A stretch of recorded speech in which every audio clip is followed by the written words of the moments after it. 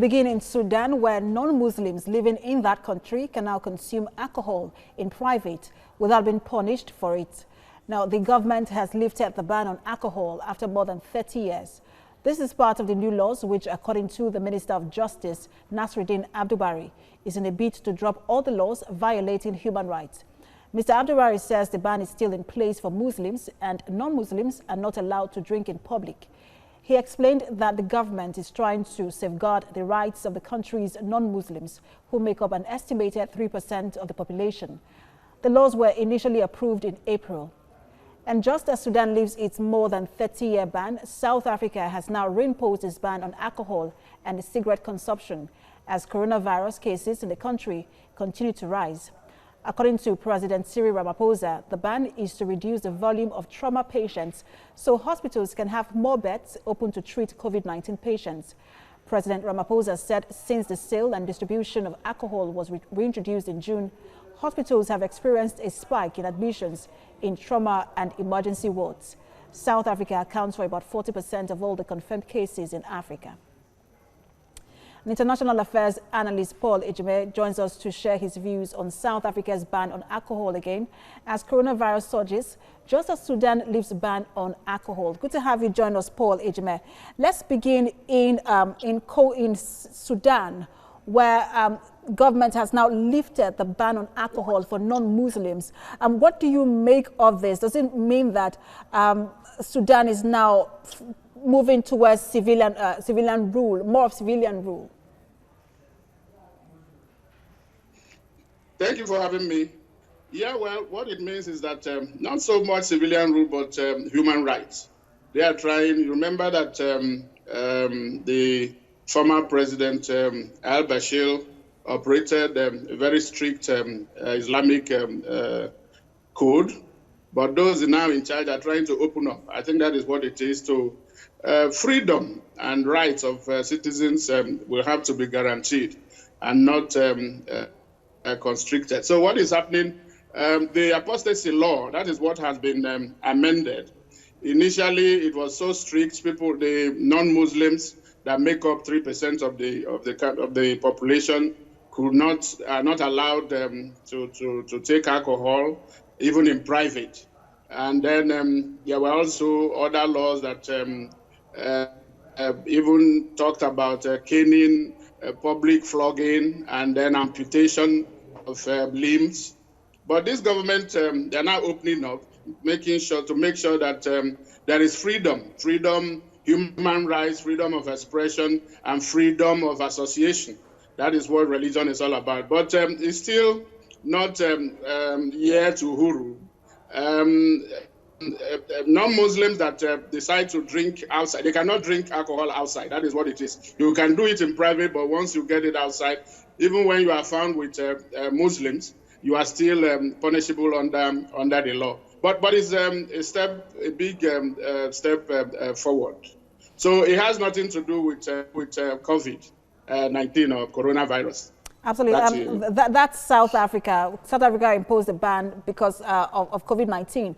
But, I meant to say Sudan is changing under civilian authorities and not civilian rule. But, this law, the law was imposed by Omar Hassan al-Bashir, the deposed leader of Sudan, in the 1980s, and this precipitated some sort of conflict between the Muslim majority of the north and the many Christian and animist south, which led to South Sudan secession in 2011.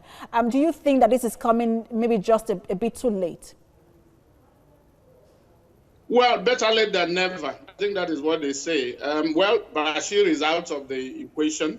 And then to move forward, I mean, I think it's good for people to look forward. Now, you don't begin to dwell on the past. And if they begin today, my people there's a saying in my place that whenever somebody wakes up, that is when the morning begins. So I think it's a good thing.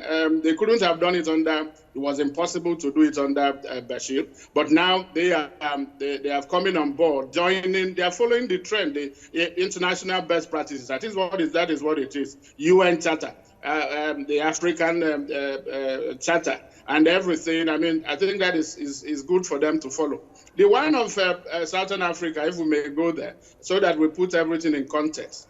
Here we're talking about people having binge drinking, and then what it means is that they are now having to deal, the hospitals are now taking more cases of trauma and violence resulting from alcoholism and all that. And these are, the country is no longer fighting, like you said, the South Africa accounts for 40%, more than 4,000 people, and then about more than a quarter of a million people are already infected, 4,000 dead, and then so they are trying to ramp up the control measure to contain the spread. And so they are saying, please drink less so that we don't have problems that dealing with drunkenness and violence that emanate from there. So that bed spaces will be left to treat coronavirus cases and not to be treating people who are, victims of alcohol. I think these are two separate cases. Absolutely. For the two countries. I want to stay in Sudan for a while, for just one more question before we move to South Africa. Prime Minister Abdallah Hamdok, his government has also undertaken some sort of political and economic overhaul. He has now revived talks with rebel groups. He has begun investigations into the bloody suppression of the Darfur region. With all of this overhaul in that country, why is political transition still very delicate in Sudan? Well, it has to be delicate because, a disease of so many decades, you cannot cure it in one day or 1 week. I think they have to take their time. You mentioned it, that all these crises led to the Darfur issue crisis, and then the reason that South Sudan also had to, ask for and got independence in 2011. So it will take time for them to really get, and remember, there has to be mindset, change of mindset and behavior for people who have been living. Remember, in some countries that have lived with military rule, it has some psychological effects on the population and governance. So, and it will take time. It will not be a case of overnight. So the thing to do is to encourage them and make sure that the citizens try to live up to support the government when they see that government is doing something right. I mean, which is human rights that is now being promoted and protected.